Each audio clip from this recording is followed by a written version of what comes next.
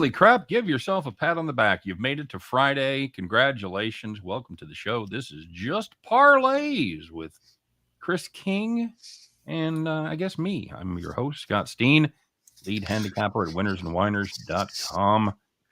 And this guy here, he's known as the talent. The talent.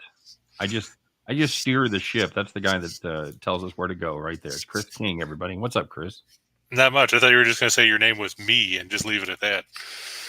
Oh, might as well.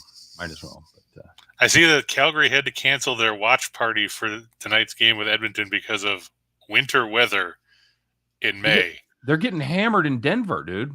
Are they? I was looking up the weather for the Rockies game over the weekend. It is 88 today. It's going to be a massive. It's going to be a massive snow starting tonight in Colorado. What a psycho place to live. You know, everywhere people live, they always go, well, if you don't like the weather, just wait 15 minutes or whatever. That's really fucking true in Colorado. Yeah, I see it. Right, I see it as of a couple minutes ago. It's 38 in Denver with 100% chance of precipitation and 99% humidity. Okay, so it already started. So it was 88 yesterday, and then today it got cold, and tonight's going to snow. Yep, it says heavy snow will continue to try and total snow accumulations between 4 and 12 inches. Man, I'd like to go on dates like that. You're going to get between 4 and 12 inches. Hey, that narrows it down, doesn't it? Welcome to the show, guys. Don't forget to like and subscribe. We want to welcome Ryan Page in the comments section. What up, buddy? Ryan said he hit a 5-teamer yesterday for 8 gur. 8 gur. Had the Celtics on the money line with the Diamondbacks, Astros, the Lightning, and the Blues. There you go. Ryan, that was a gutsy pick going with the Blues on the road after the way they played in game 1. No shit, it is. Nicely done, Ryan. Spend that money in good health, man. Go have some fun with it. That's what I'm saying. Or just give it to us and we'll spend it for you. I will have some fun with it for sure. Superfly says, happy Friday. Absolutely talking about rocking chair win with the Celtics. Boy, no kidding. No kidding. And we might have that segment on the next show. But was that the biggest surprise of the night for you? Avs losing. I figured that Miami would have played better than they did. Right. I mean, so that's probably the bigger surprise. I mean, St. Louis, they hung around in game 1. So, I mean, that wasn't as big of a surprise. But for Boston to come out, like we said, they were 9 of 11 in the first quarter from 3, and then I think they cooled off after that. But still, when you're shooting almost 82% from behind the arc in the first quarter, you can bury a lot of teams. That's what I get for turning on that game, because I've got the under, and I've got the Celtics there, so I'm torn. And the Celtics have a 3-4 point lead. I turn it on, and they could not miss from downtown. It was basically like Game 7 against Milwaukee. Yeah. Yep. Same kind of thing where everybody got hot. So yeah, it was a good time for those of us that had the Celtics. Bad time for those of us that had the under. So there you go. Yeah, Superfly said it's snowing up here. It's snowing up here right now. Yeah, he's in Winnipeg. Oh, fuck, isn't it always snowing in Winnipeg? What do you get? Pretty like much. You get 6 weeks of summer? What is it? That's a band, isn't it? 5 seconds. 5 seconds of summer. I think so. Okay, it's either 5 seconds to summer or 5 seconds of summer. So I can never remember. But yeah, in that game, Boston, 20 of 40 from 3. I mean, when you're shooting 50% out there on 40 attempts, you're going to do a lot of damage against somebody. Yep. I mean, you look there. Horford hit both of his. Tatum was 4 for 6. Marcus Smart decided that he should shoot the ball 22 times. He was 5 of 12 from out there. So I mean, I guess the one plus you could say in the game from a Miami perspective is Duncan Robinson got to play. So there's that. He hit all 3 of his 2s, but he went 0 for 4 from 3. That's not what they pay him for. But I mean, he was only a -6 in 14 minutes. So I mean, come on. Okay, well, that's probably put him one of the better marks for the guys on the team. Ryan Page said I called the Celtics. Indeed, I did. I thought the Celtics would certainly play better. And shooters shoot, man. When you shoot from 3, you live and die by it, and you get hot, and good things happen. So, and they played good defense, man. I was, Miami, not the best offensive team anyway, but they played really good defense against them. But Miami started strong because they had an 18-8 lead 4.5 minutes into the game, and then got outscored like 27-6 the rest of the quarter. Yeah, blasted them, and I'm telling you, that was about 3 minutes before I turned it on. I didn't see the 10-point lead, but it was a tight game when I turned it on, and then it was over. Super Slices, there's 2 seasons, winner and not so winner, up there in Winnipeg. Kind of reminds me of back home because the weather or the seasons there are winter, almost winter, sort of winter, and construction season. That's about right. I'd love to live in Canada. But my wife is a no-go on anything north of here. Can't do it. Tired of winter. So you couldn't even go to no, don't even, Iowa? No, don't even.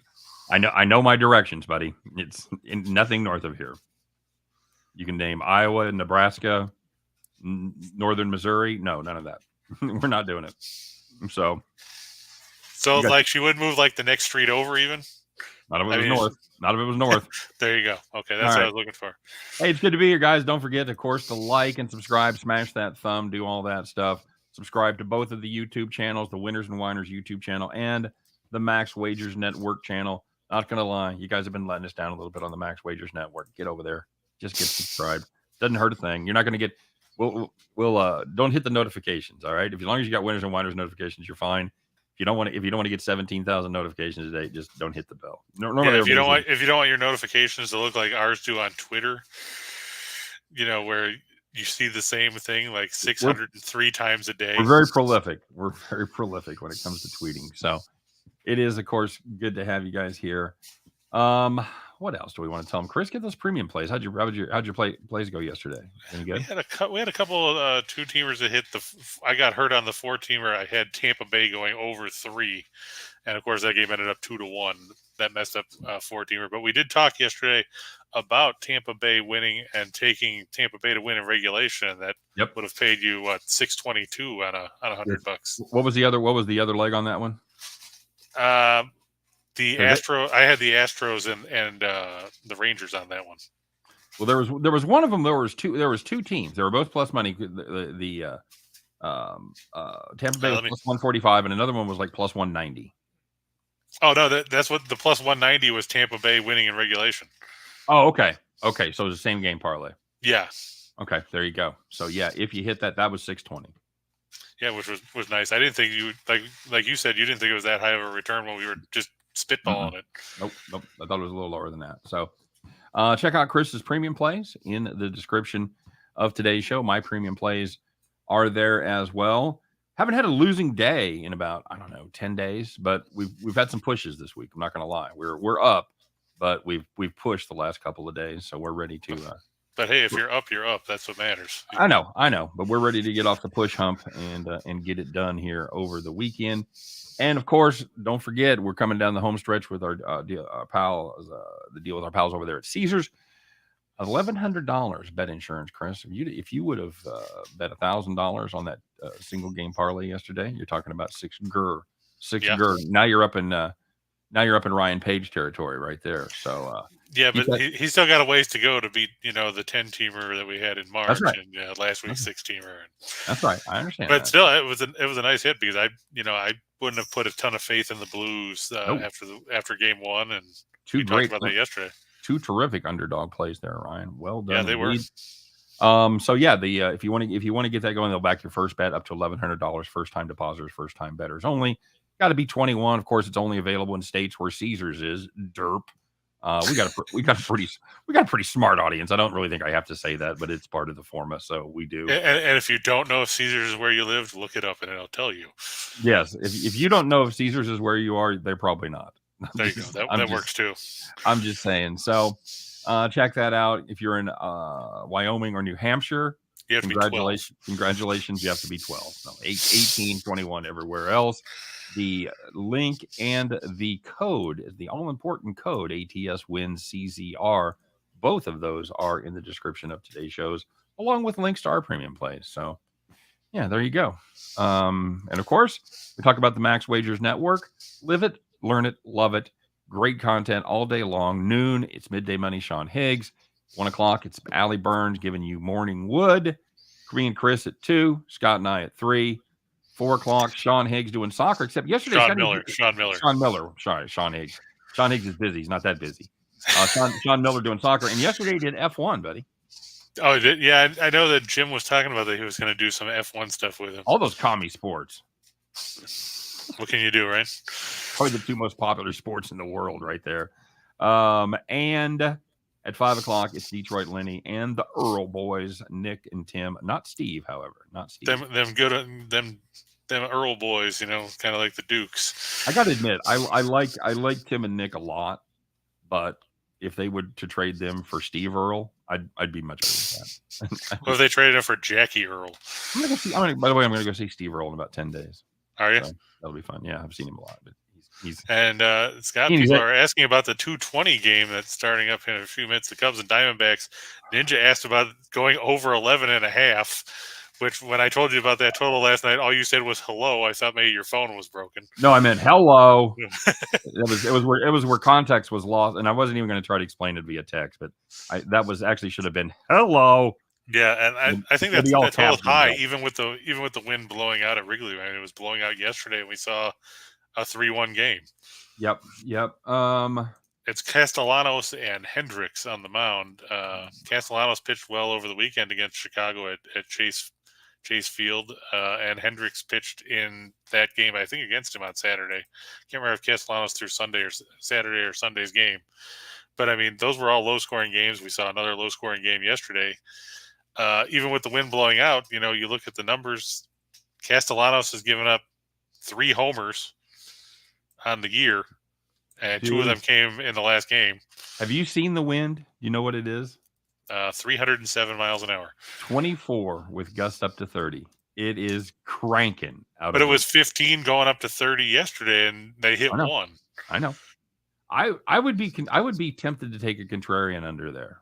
That's what I'm leaning towards the under because Hendricks, he's given up 6 homers and 44 2/3. And like I said, Castellanos has given up 3. I know we're coming down to the deadline, guys. Look at their fly ball rates. See if these guys are fly ball pitchers, because that makes all the difference in the world. Well, Hendricks at home has given up 2 homers or 3, or 2, because he gave up 3 on the road in Milwaukee in 1 start. Okay. So he gave up 2 to the White Sox on May 4th. That's it. Okay. Number on that, Cubs minus 135.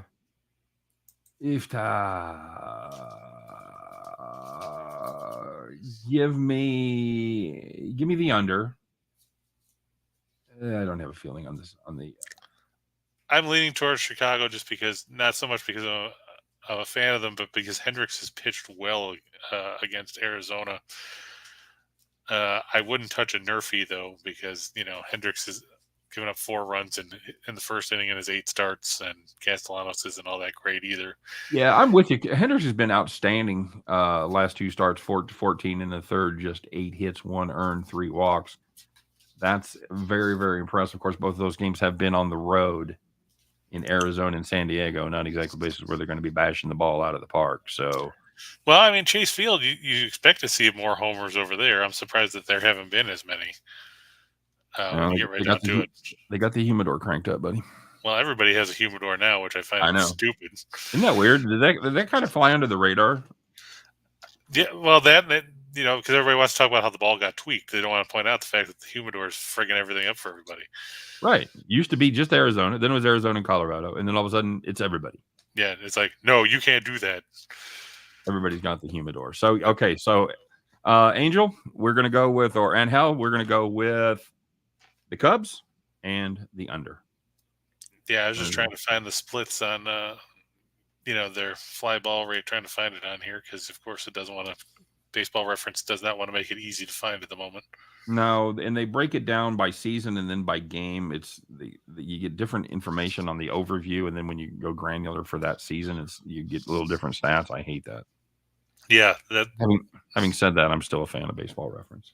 Oh yeah, I use it every day when I do write-ups and stuff because it's easier to get everything all laid out as opposed to trying to figure out. Yeah, you can find that information everywhere else, but you got to go to 2 or 3 different sites. Right, exactly. You get it? Ninja says if the Warriors win tonight, they will be the 5th franchise team to win 200 or more in the playoffs. Okay. Well, but There's a the good part is some of those games were won back when Wilt Chamberlain was playing for the Warriors in Philadelphia. So, okay. I mean, you have to think a lot of those teams that are over 200 playoff wins are teams that have been around forever. You know, Dude, I live by KU. I get to hear every time how they've got 7 championships, but 3 of them were from the 20s or whatever. Where they just there was before they voted on the team, and then there was like 4 teams in one term. Like, shut the fuck up. Well, I mean, you do have to give some credence to that because the tournament field has expanded so much over the years. Right. So what I'm saying is the early ones mean nothing. Oh no, I'm not saying they don't mean anything. I'm just saying that people are going to use that as saying they were one of the few teams that got in and had an opportunity. Mm-hmm. Yeah, great. I personally disagree because obviously you had to be good enough to get into that tournament, no matter how many teams there were. That's right. That's right. All right, so let's talk about some games, buddy. All right, we can start on the diamond, and we will go to none other than where else would you rather be than Pittsburgh? No, I said Pittsburgh. Pittsburgh, damn it. It's an NL Central battle, the Cards and the Pirates. Of course, everybody hates the Redbirds. It's kind of like everybody loves Raymond, only in reverse. Those fans in baseball, just ask them. Yeah, just ask Mike Shannon. Not everybody hates. Not everybody hate listening to him on what was it? Is it KSDK? Is that the? I thought KMOX had the. Oh, they might. I was just thinking on TV. Oh, I don't know. The Cardinals 2 games above 500. The Pirates 5 games under 500. But you look at the pitching matchup; it's going to be Adam Wainwright against Zach Thompson. How bad is Zach Thompson that he pitched for the Marlins last year and they dumped him to Pittsburgh? Well, they do that with good pitchers too, so it's kind of hard to say. But he wasn't one of those. Yeah, he's not Zach Gallen. He is not Zach Gallen. Wrong, Zach. He's not been good, my friend. No, you look at the offensive numbers. St. Louis averaging 4.5 runs a game.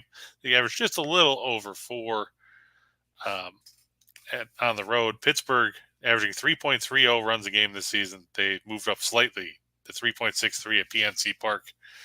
Cardinals 20-6 in their last 26 on the road against teams with a losing record. 24-8 in their last 32 as a road favorite. 19-7 in their last 26 against the Central, and those aren't all against the Cincinnati Reds, in case you're wondering. Some are against the Pirates. Yeah, well, they also had Milwaukee. I'm sure. I don't know. Did they play the Cubs yet? Well, no, they did. I think early because it irritated me. Pittsburgh 1-4 after giving up 2 runs or less, so they apparently get one good start and then can't follow it up. Fair enough. 1-6 in their last 7 series openers. I don't understand that, but apparently we have teams that don't like to play opening games in series. They're 0-7 in their last 7 after an off day. So hey, doesn't matter if they have positive momentum, negative momentum. Give them an off day, they just lose. Right. And the Cardinals have won 23 of the last 28 meetings in PNC Park. Okay. It's a pretty solid number, I would say. Pretty solid, yes. You have any thoughts on the 4A team that's known as the Pirates? They're playing better than I thought they would. How about that? They're playing. I thought they'd be playing the kind of ball Cincinnati's playing. That just reminds me of Major League, where they're like, these guys aren't so fucking bad. Yeah, exactly.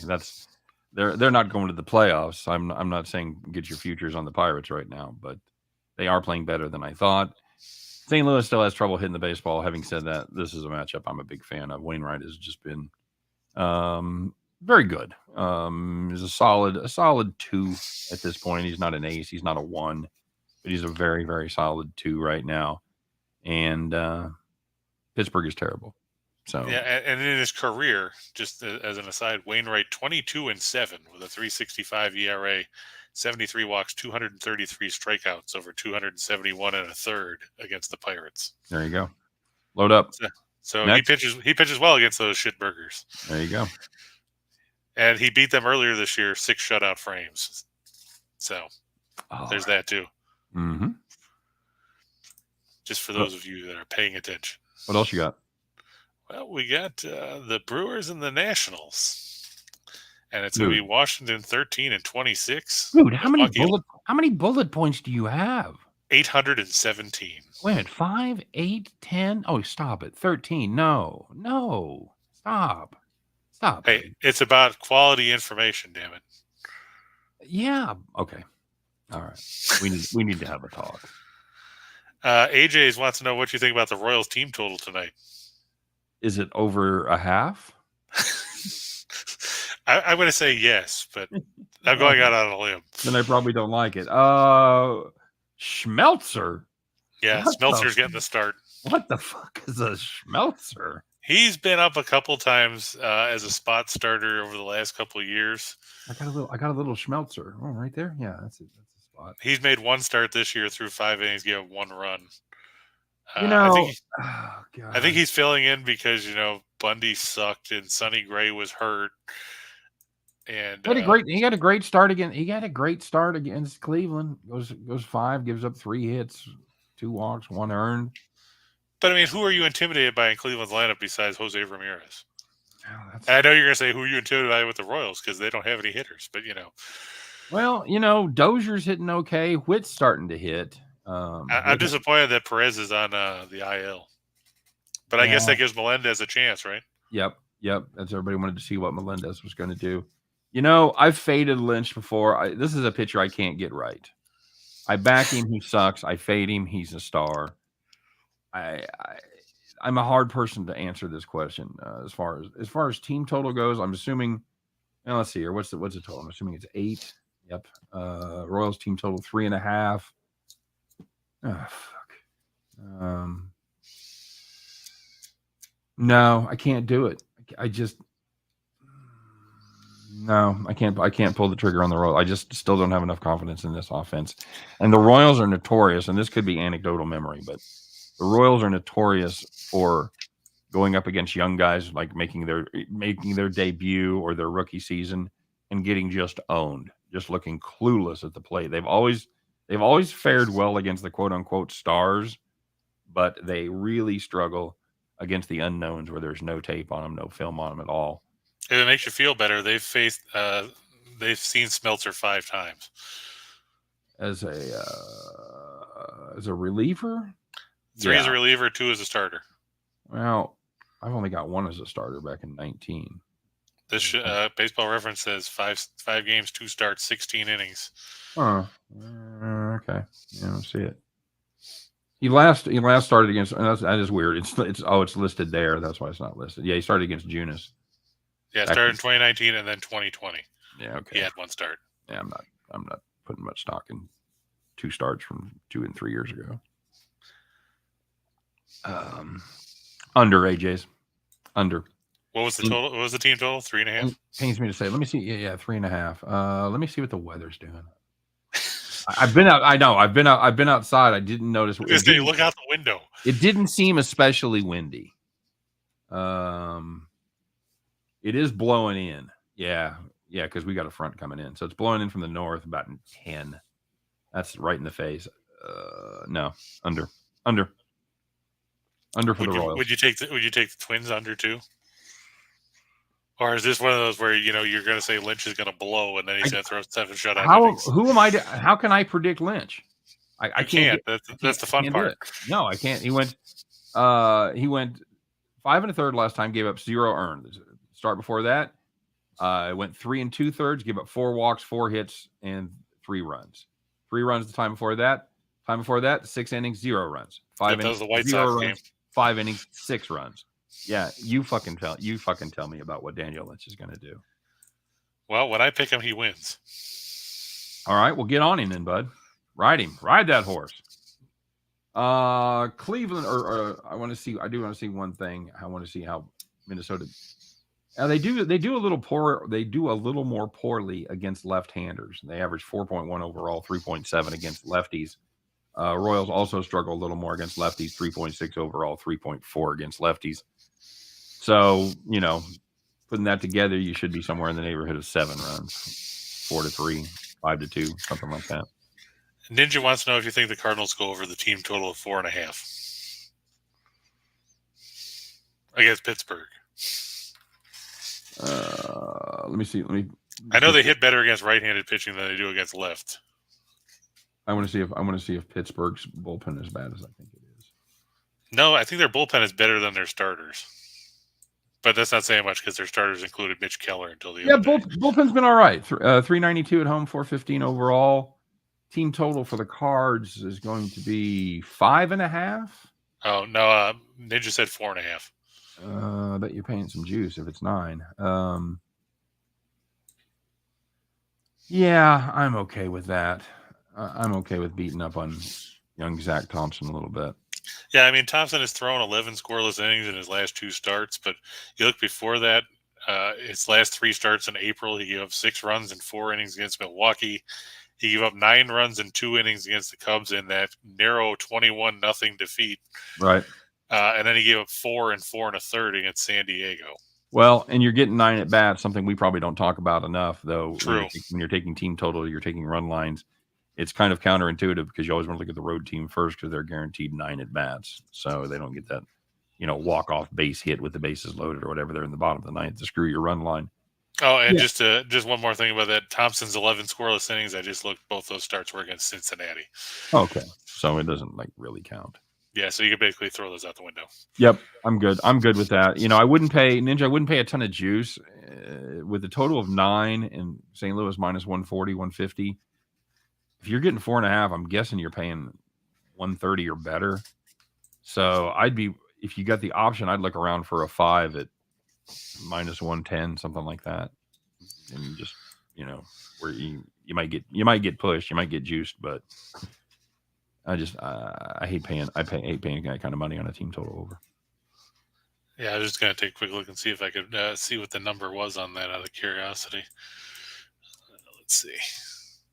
So I'm bet at 125 at BetMGM for what? Or minus 125 for 4.5. Okay, I'm okay with that then. Yeah, that's a great price. Yeah, over 5.5 is plus 125. Is 9 still the total? Yes, it is. With 9 as a total and a team at minus 150, getting exactly half of the total for minus 125 is a fucking gift. There you go. So I will say that. Yes, Ninja, jump on it. Roland, we have video. I think everybody else sees us. Not sure why you have a green screen. Let me check the YouTube feed here. Usually we would hear about it from more than one person. So let me just see what we got going on here, Roland.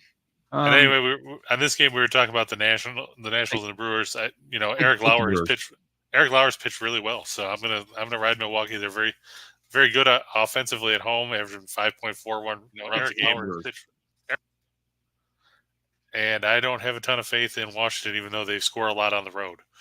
Roland, I've got us live on the Winners and Whiners YouTube page. Let me check Max Wagers Network here. And yeah, we're live over there too, guys. So live on tape. Roland, I may have bad news for you. It may not be us. And Michael asked if you were one of the people on the waterfall watching the Royals game last night. No, I didn't even see that. Somebody's in the waterfall. Apparently, I didn't know about it either. They frown on that shit. They usually get your ass out of there and arrest your ass. Because so Scott got out on bail. That's what he's telling you here. The worst thing I ever did at a ballpark was one time when I was slightly inebriated. I was sitting in the front row of a preseason game with the Chiefs, and I was excited about a defense turnover, and I fell out of the front row. I did a flip, landed on my back. I held my beer somehow upright and did not spill my beer. I scrambled back. My buddies pulled me back over the rail. The security guard comes over and says, "Don't do that again." I went, "That is not a problem." Nice catch, Hayes. Don't ever fucking do it again. That's the dumbest thing I've ever done at a ballpark. So, hey, bet the Brewers. I'm gonna sum up your 17 points in one. Brewers, good baseball team. Washington Nationals, terrible baseball team, playing terrible baseball right now. And the second dumbest thing you did was cheer a turnover in a preseason game. Yes, we try to bury the lead on that, but yes, that is absolutely correct. Yeah, so we'll sum it up. Like you said, the Brewers. I mean, Washington can't string together wins either. 5-21 in their last 26 after winning a game. I just can't get behind them, even with Eric Fetty, who's arguably. Would you call him the number one starter for the Nats, or would you call Josiah Gray the number one? I was thinking about that last night, about whether Fetty was the number one or not. I mean, statistics-wise, it's probably Gray, but reputation-wise and confidence, it's probably Fetty. If I'm the Washington Nationals, I'm looking at my starting rotation. It reminds me of the show Code Monkeys that came out about 10 years ago on G4. And they're playing cards, and the guy's like, I got a 2, a 3, a 5, a blue Uno reverse card, and the Old Maid. That's basically the Washington rotation. Yeah. That's I wondered how you were going to tie that all together, because that made no fucking sense to me at all until the very end. So yeah, well done there, buddy. Way to snap it back. We are going to have to talk about your references of shows no one ever heard of on a channel no one's ever heard of, but that's okay. That's because G4 does. No, I mean, it used to be a big show for game stuff and everything. Okay. Now I'm sure the comments are going to say it's going to light up with everybody that watched it. So yeah, I'm sure Truman knows what it is. I'm sure he does. I'm sure he absolutely does. He never pops into this show. He never stops by here to comment on your shit. I don't know why. I'll have to talk to him about it. Does he ever pop on your show? Yeah, Scott? Every once in a while, yeah. Well, probably because of the fact that you guys have been doing that for a longer time. He might not know you're on this show. Oh, that's entirely possible. Yeah, he's working. He has to do it at work, so yeah, that's always tough to try and juggle. Anyway, all right, let's move on to the NHL, huh? Hey, let's do it. It was fun last night. Yeah, we got the Hurricanes and the Rangers. I'm going to go with Carolina at home again. They won Game 1 the other day in overtime, 2-1. Shesterkin played better than he did most of the Pittsburgh series, but the fact is the Rangers struggle on the road in the playoffs. They have just one road win in 4 games. They were blown out a couple times. You remember they lost 7-2 and 7-4 in Pittsburgh. Carolina plays well at home. They're 5-0 in the playoffs. They're 11-3 in their last 14 overall. They're 26-8 in their last 34 playoff games as a favorite. They're 16-5 in their last 21 playoff games. Then the second round of the postseason, the Rangers 2-5 in the second round in the last 7 games. They're 1-4 in their last 5 on the road. They're 1-4 in the last 5 meetings in Carolina. I know a lot of people are talking about the Kako Lafreniere and whoever the hell else they have on that. What they're calling the kid line. You can't shut me up about it. I'm not telling you. You don't even know. You probably don't even know who those guys are. Kako Lafreniere. Oh, I had that. What's their first names? I thought that was his first name. No, those are 2 last names. Oh, Kako Lafreniere is not one person? No. Oh, fuck. It's 2/3 of a line. So good job. That line's dead to me.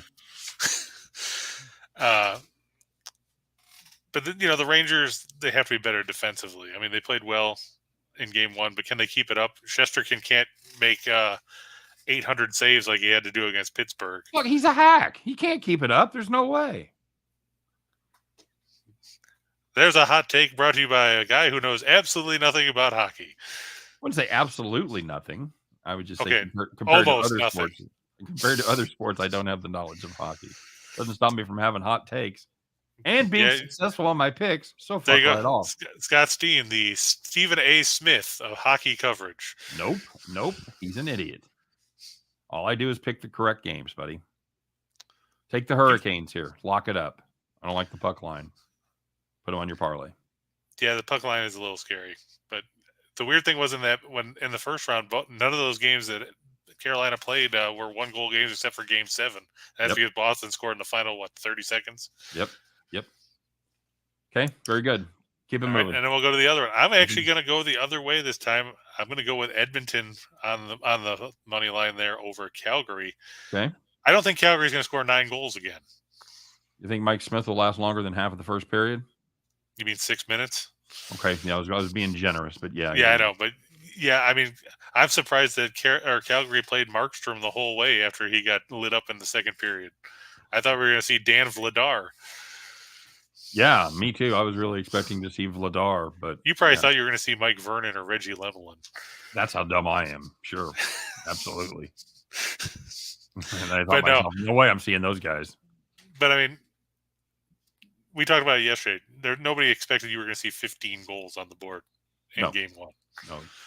No one had the over 14.5. I wonder what the alternative puck line would have, or line would have been for that. It certainly has to cap out at like 8.5, 9.5, right? You'd think so, but probably plus 1,000, something like that. You think is that normally where they draw the line? Is somewhere around that's my four guess. digits. Yeah, I mean, I don't. Gonna be Well, I'm just saying honest when it comes to alternative lines, period. yes, generally speaking, they'll give you 5 above, something like that. Maybe 6, just depend on what it is. If it's basketball, if it's a lot of points, obviously you're gonna have more options. But it's a baseball game, hockey game, something like that, where it's gonna be low scoring. Yeah, 5 runs, 6 runs, something like that. Yeah, so I mean, Edmonton, I don't think they're going to play as poorly as they did. I mean, let's face it. Speaking of hot takes. Yeah, I mean, we said Calgary scored 15 goals against Dallas. So they scored 60% of their offense in 7 games against the Stars in game 1. Math checks out. I mean, I don't expect that again. I think Edmonton will be better defensively. I think and the most important part for the Oilers is it wasn't all McDavid and Draisaitl. You saw Kyler Yamamoto and you saw Nugent Hopkins. Yeah. You saw Zach Hyman. You saw a lot of other guys that were actually doing something offensively. Now, Calgary's got some talent. I mean, let's not take it away from them. They got Matt Tkachuk. They got Johnny Gaudreau and Mangiapane and all those guys. I couldn't forget about him. I'm just not sold that the Flames can do what they did on Wednesday. I'm going to take the Oilers here. Okay, I think it's a good snapback spot for them. Plus 155. That's a good price for a team that's probably not quite as good as the Flames, but they're not 50% worse. Yeah, and I mean, you're not talking about Nashville. Well, I'm not even going to bag on Nashville. We'll say they're not the Ducks. Fair enough. All right, moving on. They're not the Buffalo Sabres. Now, do you cheer for the Hurricanes, or do you cheer for the Sabres still? I don't like either one of those teams. What's your hockey team? I've been a Maple Leaf fan since back when Harold Ballard owned the team and used to turn the fountains off at Maple Leaf Gardens so he could sell more concessions. Oh, wow. That far back, huh? You don't even know what the fuck I'm talking about. Of course not. Well, it's your own damn fault. Maybe if you read a book once in a while, you'd know this stuff. What the fuck? I read a lot of books, buddy. Trust me. None of them have anything about fucking Harold and the Fountains. Harold and the Magic Fountains. I got nothing. It's Harold Ballard. I don't give a fuck. You got 40 people listening right now. 3 of them know what the fuck you're talking about. Maybe. And one of them is probably you. Just saying. Kind of like when we have to listen to you talk about, random crap. Oh, I'm the biggest random. I'll own that 100%. 100%. I will own that. You're Dennis Miller saying, stop me before I sub-reference again. So you want to talk about the NBA game tonight? Sure. I remember when Jerry Buss turned the fountains off. See, I can do it. When did Jerry Buss turn the fountains off? Do you remember who owned the Lakers before Jerry Buss? Fuck no. He used to own the Washington Redskins. Jack Kent Cook. Oh, is that right? Did he oversee the move from Minneapolis to L.A.? No, I don't think he was around that early. Okay. Golden State, buddy. Yeah. What do you make of this game? We'll let you, ramble for a few minutes. I make money on it. Old man yelling at clouds. Well, here's a couple of takeaways that I have from this game, and this was my play of the day. Full disclosure, I like the Warriors in this spot. And I'm not even going to read any of your bullet points, buddy. This is just going to be right off the top of my head. Okay, that's how we roll around here.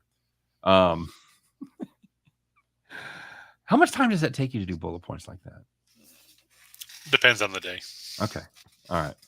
I'll tell you what impressed me about this squad was you thought that they were going to put Draymond was going to be exclusively on Luka, but they actually switched it up. I was impressed with the number of defenses that Kerr employed. I mean, Dallas almost faced a different defense every time down the court. They're playing a fucking triangle. They're playing a box and one. They're playing various zones. They're playing man to man. But they kept Wiggins on Luka a lot, which is weird because Wiggins couldn't stop anybody in the first couple rounds of the playoffs. Correct, and that's I think that was one of the most surprising takeaways that I had from this game. That wasn't specifically Draymond's guy, and it worked, and the defenses worked because you saw Luka go deep in the shot clock a number of times and take terrible shots that really had very little chance of going in. He ended up being 6 of 18 from the field. I was also impressed by the fact that Golden State was able to spread the ball around and spread the love around. They had 7 players that went double digits. Dallas had just 4, including just Dinwiddie off the bench. So only 3 of their 5 starters put up double-digit points. I'm kind of the opinion that until I see something different, I'm going to ride what I saw in the first game. And what I saw in the first game is a Golden State team that looks ready and a Dallas team that looks like it's the end of the road. I don't know where the auxiliary scoring is going to come from. Or the Mavs, they go into every game knowing they're going to lose the rebound battle by 10 or more. And I just don't think that's a sustainable model in this series. Yeah, and to your point about that, in the last game, they were beaten on the glass 51-35. And the weird part was that Curry had 12 rebounds. Curry was the only player on either team with double-digit rebounds in that game. Yeah, Green had 9, so I mean, he almost had a double-double. Right. But, yeah, and you're looking there, and Finney Smith, like you said, he was just 2 of 6, finished with 5 points. Right, you can't score 20 points in the game before that and then take 6 shots. Make up your minds. Is he a cog in that offense or is he not? And the same thing with Kleba, because if you remember back in the early part of the playoffs, especially against Utah, Kleba was a big factor for the Mavs because he basically kept them in a couple of the games early on in that series by knocking down 3,000 threes in a row. Yeah, he was non-existent in that game. Went just 1 for 4, took 1 3-pointer, made just 1 3-pointer, and that was it. 3 points for Max Kleber. No free throws. Yeah, so I mean, why are they not starting Kleba over Powell? I mean, Powell played 14 minutes and had 3 points, which is the longest Powell's played in many games, if I'm remembering correctly. I think up until this, he'd been like an 8-10 minute guy. Yeah, so I mean, why? Well, let's see. Yeah, he played 20 minutes in Game 7 against Phoenix, but that was probably because of the blowout, and they put him in there for the absolutely. Yeah, but before that, he played 17 minutes in Game 6, but that was also a blowout. And then it was 7.5, 9:45, 10-10, right, 13-18, and 15-46 in Game 1 against the Suns. So you're right. He's been a non-factor. So why even start him? Yeah, I don't know. I don't understand what we're doing here. I was impressed with the fact. If you want to look for a bright spot for Dallas, they won the turnover battle. They turned the Golden State over 15 times to just 13 on their own. Other than that, Golden State, you could basically walk onto the floor and know they're going to turn it over 15 times. I mean, look what they did against Memphis. Well, this team.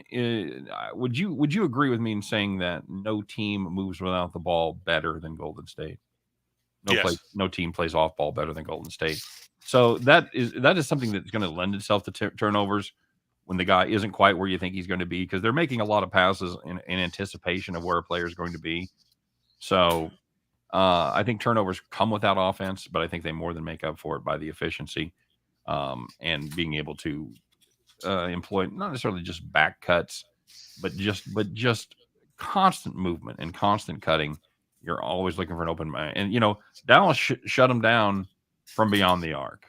Golden State took 29 shots from downtown, and they said, well, we're going to make you dribble, drive, and penetrate. Golden State said, okay, we'll do that then. And they shot 68% from 2-point land. I don't know. And Ninja asking if we think Dallas is going to shoot that bad. Well, they haven't shot well most of the playoffs. They're shooting 44.6% as a team in the postseason. Yeah. I mean, are they going to shoot better than 36%? Probably. Are they going to shoot better than 40, 42? I don't know. Especially on the road. Don't you think they have to probably shoot closer to 50 to hang against Golden State if Golden State has a normal night? Well, this team lives and dies by the 3. They took 48 3-pointers. They made 11 of them. We've talked about this with various teams. You're not going to win in the playoffs, especially consistently shooting fucking 20% from downtown. Just not going to happen, especially when you live and die by it like the Mavs do. So I would say, Ninja, that if they can get hot, if they can find their stroke, they can do it. But a lot of those shots, man, a lot of those misses, they weren't wide open misses, man. They were contested. They were late in the shot clock. They were off balance. They were prayers. A lot of those shots were. This Golden State defense is just grinding down the possessions. I would, and we got burned on the under last time. but or I mean on the over. Yeah. It was at 214.5. I think I was wildly optimistic about what I thought the Dallas offense would be able to do against this defense of the Warriors. Again, just like the side, until I see something different, I'm going to play what I saw in the first game. I'm going to play the under, and I'm going to play Golden State minus points. Yeah, I'm hoping that they're going to bounce back offensively to go over, because that's what I'd put on the shot in the dark. But I agree that the potential for an under is definitely there after how poorly they shot. Now, like we said, Dallas could be like Boston yesterday, and Yep. the basket could be 10 feet wide in the first quarter of this game. Right. But That's absolutely you can't bank on it. Not unless you call it first. Right. Only and even then, somebody might say you didn't call it soon enough. I mean, I don't know. You've got to look for you've got to look for Brunson to get better. Brunson went 0 for 5 from downtown. Bullock went 3 for 10. Doncic went 3 for 10. So you look up and down this lineup. The only other 3-point shooter is going to be Dinwiddie there. So, I mean, Finney Smith likes to think he can shoot them sometimes. He went 1 for 3. I mean, but like you said, he only shot the ball 6 times. Yeah. Yep. Took 6 shots. So, all right, bud, we got to rock. Here we go. All right. Well, here we go. By the way, quick reminder, guys, no NASCAR today. We're taking the week off for the All-Star. We're taking the All-Star break. So there'll be no NASCAR. We'll be back next week with the Coca-Cola 600. In Charlotte. Yeah, it's going to be a good time. That's the back-to-back with the Indy. That's a fun race. Yeah. All right. We talked about the Cardinals and the Hurricanes already, and the Brewers. I'm going to take Houston. I took Houston yesterday over Texas. They broke open what was a pitcher's duel for a long time, because I think it was 2-1 in the 7th. Mm-hmm. It's Christian Javier going against who the hell is pitching for Texas? I looked at it earlier. Is it Martin Perez? Martin Perez? Yeah. Let me see here. Let's see what I got here. It is Martin Perez, correct. Yeah, scary that he's the ace of the staff. Been very good. 2.01 ERA, 101 whip. Yeah, I know. But every time I used to write games about him, you'd look at his numbers, and his walks would be almost as high as his strikeouts and everything else. That's the only one of those plays I don't full-heartedly endorse, just because of the price. Yeah. Javier hasn't been fantastic. Perez has been very good. I just don't like laying 170 into the teeth of what looks to be a pitching matchup the wrong way. Everything else I love on that sheet. All right, go on. All right. We will move on to... And now I have to worry about the Mets game being snowed out, because I hadn't looked at the weather, because when I looked at it yesterday, like you said, it was 88 degrees in Denver, and now it's, shitty. Yeah, I was looking for a sneaky play on that game for tomorrow for Clark's show, because I always like to do one pick with the Colorado team, and I didn't want to get involved with the Avalanche Blues. Right. Good luck there. And I went, well, so was it Colorado's playing? Oh, the Mets, yeah, that should be great. And then I see, and I have it all mapped out. I look at the weather forecast. I go, oh fuck, just never mind. Yeah, because the total was like 9.5 or 10. Yeah, it's 10 for today's game. Oh, I got to play the over here. And then I see the 30-mile-an-hour snow wind coming out of center field. Thunder Snow. By the way, I always thought that'd be a great name for a band. Thunder Snow? Yes. You ever seen it? Have I ever seen Thunder Snow? Yeah. Of course. I live in the Midwest. I've seen everything here. That's true. I mean, I did see a lot of stuff when I lived out there. Bag. Yeah, we get it all. We've even had some earthquakes. Yeah, we have them here, which is weird, because it's like, what the hell is it going to do? I will say, having lived in a lot of different places, I will take somewhere with tornadoes and hurricanes over earthquakes any fucking day. The weird thing is, the earthquakes here, they only register like 2, so it's not like it's anything that you pay attention to. Oh yeah. No, I know. No, I was in a real one in California. And were you? It was. I mean, it wasn't. It was far away. It did a shit ton of damage, but it did not to us. But it made us all run out of the apartment. Of course. Apparently, what you do. I'm living with a guy from Ohio. He has no fucking clue. It's 2 a.m. I'd literally just laid down, and I see the window shade start to go back and forth. Okay. I'm like, well, that's weird. And I get out of bed and the room's moving. I'm like, oh, okay. I know what this is now. And he's running around going, earthquake! Yeah, we went fucking running downstairs. Anyway, we got to roll. Yankees, the Yankees, it's going to be Nestor Cortez and Dallas Keuchel. And, that's all we need to say about that. Although Keuchel's pitch better, I still like the Yankees in the spot. I like them on the run line. Saying Keuchel pitched better is kind of like, I understand. You're the skinniest guy at Weight Watchers. I get it. There you go. And his ERA is still 5.5. So the Mets up there in the snow bowl. Fucking good luck to you. Yeah, Like I said, I hadn't checked. I hadn't seen the weather about that. No. Then we said, like you said, Golden State and Edmonton. Okay. Yep. Yep. Over here, in the dark and you're to blame. All right. Yep, I'm going to take the Tigers over the Guardians. It's Tariq Skubal going against Aaron Savali and his 9.85 ERA. Are you? Is this more of a pro Skubal or anti Savali pick? I like the way Skubal's pitched. Like I said, he hasn't given up a ton of homers, which was his problem. Rachel just roasted me when this kid came up for liking him. I go, he's got great stuff. Just watch him. Rachel was like, he sucks. Yeah, last year he gave up 35 homers in 149 innings. That is not ideal. Yeah, as a rookie, he gave up 9 in 32 innings. This year he's pitched 39 2/3 and given up 2. Okay, that's much better. And struck out 45 while walking 8. So I mean, he's improved his control. He's cut down on the long ball. And his FIP is only 209. So Major League Baseball said, we like this Skubal kid, but he gives up too many home runs. Is there anything we can do to the ball to stop that? They went, yeah, hang on. So, look at it. Skubal's only given up 2 home runs in 40 innings. Congratulations. Yeah, and Savali sucks. Yeah, he does. Dodgers over Phillies. Yeah, I base this on the fact that the Phillies scored 3 runs in 3 games at home against the Padres. Okay. It's Urias on the mound and Urias. Yeah, whatever. Okay. Against Ranger Suarez is going for the Phillies. Still think he was better as a reliever. Agreed. Although he's had some moments there as a starter. True. Royals plus 110, huh, buddy? Yep. I'm going to go with the Daniel Lynch train. God bless you. God bless you. And I'm also going with the A's because, it's. What the hell's this kid's name again? Chase Silseth is going for the Angels. He's made 1 start. Now he won it. It was a good one. Yeah, but I mean, Paul Blackburn has been good under the radar. You figure he's 4-0 with a 167 earned run average. Team 6-1 in his 7 starts. Yeah. Yeah, I mean, and who would have thought at the beginning of the year you'd be talking about Martin Perez and Paul Blackburn as good pitchers? Blackburn pitching in the dead of night. And plus 160. It's a good price. I'm with you. I'm with you, buddy. That's I think this is one of those games where I think the Angels probably win, but the price is way out of whack. Way out of whack. It should be if you're taking the A's 130, 135. I was gonna say if you're taking the A's, you should be getting around 120. So yeah, around 130, 135 minus price on the Angels. 180, 170. That's fucking ridiculous. No. Yeah. This is supposed to say the Mavericks and the Warriors under 214. I think when I rebooted the computer, it blanked it out. But I agree with you. It's going to go under. Okay.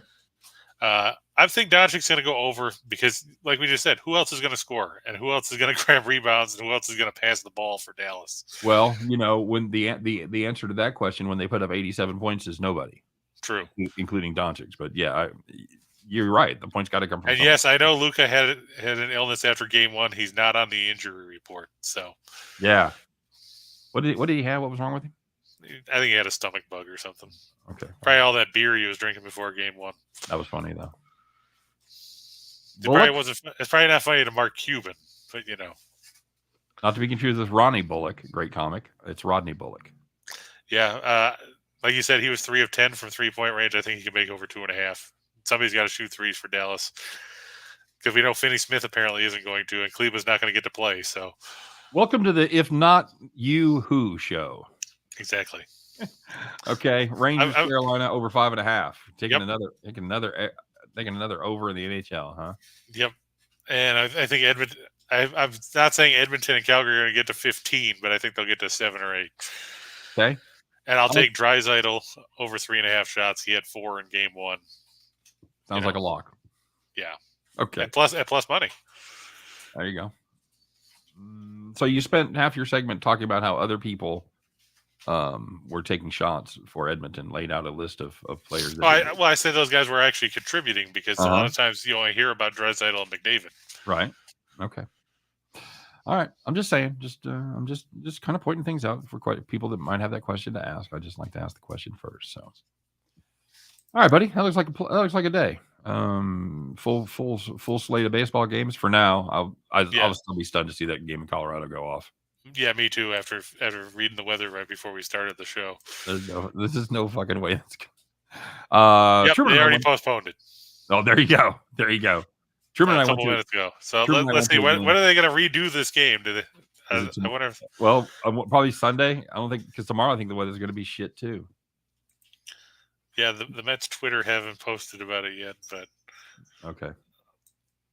Yeah. Oh, there we go. It'll be made up tomorrow as the first game of a split doubleheader. Good luck. So in other words, they'll be playing a triple header on Sunday. Yes. Best of luck, boys. That's all I can say. Best of luck for those of you that live in Colorado and have to deal with this. I can't with that stuff. So, all right, man. Any final thoughts? No, I think we got everything covered. Everybody have a good weekend. And like Scott said, if you want to look into our premium plays, they're down there in the show box below. So is all the links for Caesars. Yeah. And other than that, make sure you come back for Scott and Biff at 3:00. Yeah, I got to run next door to the other studio, but me and Scott Jr. will be doing our thing with our. Of course, we got a farm play that I'm going to get a spoiler. We've already talked about it, so which one there you go. Well, we've already talked about it on this show. So you guys have a great day, have a great weekend. Like I said, come back and catch Scott and I if you can, but if not, just know in your heart and with confidence that Chris and I will be back on Monday, 2 p.m. Eastern time to do our thing where we talk about everything under the sun, but we swear to God, we try to concentrate on just parlays. All right. You guys take care. Have a great weekend. We'll see you Monday.